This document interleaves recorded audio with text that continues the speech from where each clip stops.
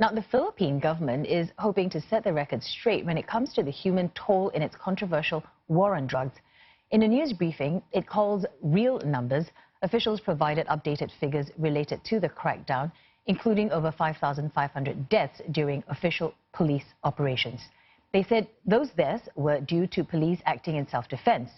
Rights groups have said the actual number of killings is nearly 4 times more than the state figures, and it stands at over 27,000.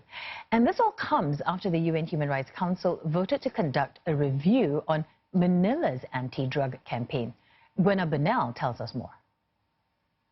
Philippine government officials hit back on critics of the so-called war on drugs, saying the campaign protects the lives and properties of law-abiding citizens. Mr. Severo Catura, who led the Philippine contingent before the United Nations Human Rights Council when it passed a resolution calling for a review of the Philippines' drug war, said the media should not just focus on the deaths, but also on what he called positive aspects of the campaign.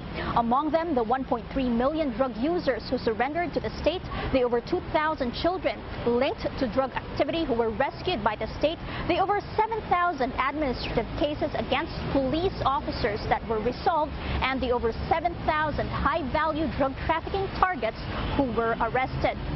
Still, over 5,500 drug personalities have died in state operations under the drug war since July 2016. Now, Mr. Catura said that there is, quote, some validity to consider those who died as, quote, perpetrators, even though courts have not yet ascertained them to be guilty beyond reasonable doubt of the crimes they have committed. We recognize them as human rights abusers.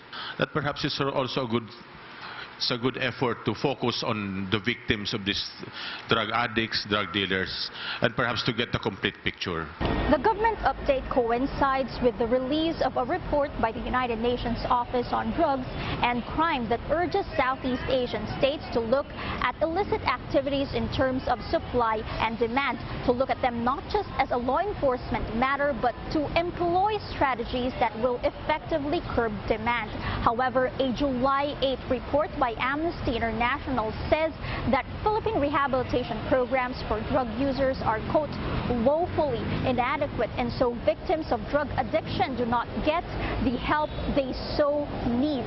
According to official data released, there are over 400,000 drug users who have gone through state and community-sponsored rehabilitation programs out of the 1.3 million drug users who surrendered to government.